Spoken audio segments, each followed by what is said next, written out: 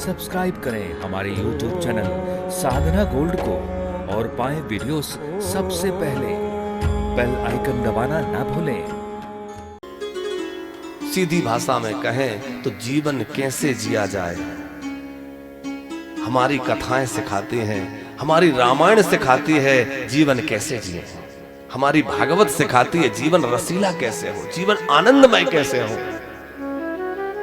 क्योंकि जीवन में जितनी चिंताएं हैं, जितने विषाद हैं, वो सब दूर करने का संसार में कोई साधन नहीं है। उनको दूर करने का यदि कोई साधन है तो वो है भगवान की कथा।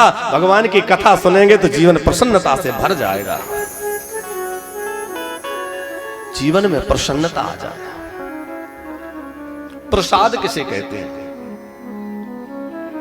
प्रसाद, प्रसन्नता को ही प्रसाद कहते हैं। जीवन में भगवान का प्रसाद क्या है, भागवत का प्रसाद क्या है?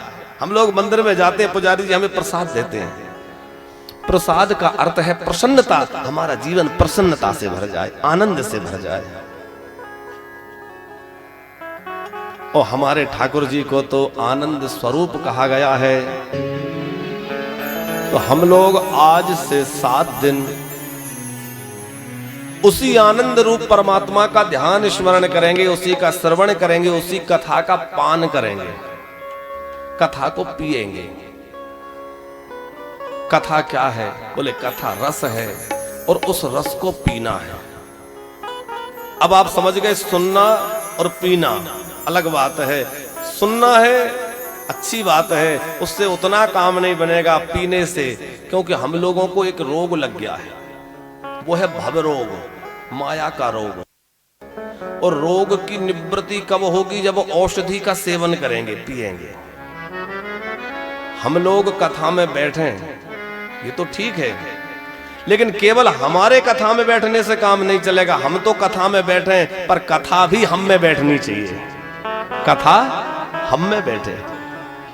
कथा हमारे अंदर कैसे बैठेगी? जब पिएंगे कानों से। कानों को दोना बना लीजिए।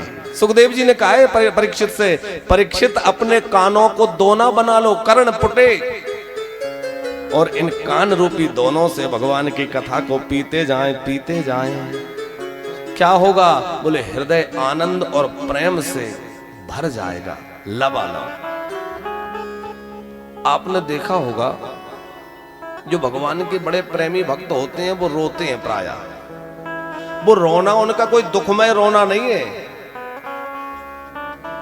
अरे रोते तो हम लोग भी हैं, पर हम संसार के दुखों से रोते हैं। पर जो भक्त रोता है वो दुख में नहीं रोता, वो आनंद में रोता है। उसके आंसू तो बरसते हैं। हमें दिखेगा कि ये रो क्यों रहा है। असल में क्या होता है कि उसके अंदर जो आनंद का सरोवर हिलोर ले रहा है, आनंद का सागर हृदय में जो भर गया है, तो जब वो लबालब भर जाता है तो वो आंखों से झरता है साहब, और झरता है बिंदु बनकर के टपकता है।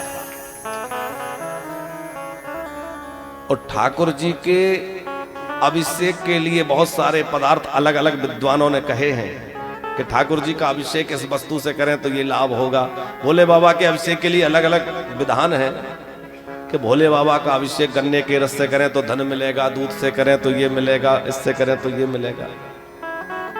लेकिन सबसे उत्तम पदार्थ कौन सा है भगवान के अभिषेक के लिए? वो है प्रेम अश्रु। प्रेम का आंखों से जल बरसता है, तो उससे अच्छा कोई पदार्थ नहीं हो सकता। ठाकुर बड़ा प्रसन्न हो जाता।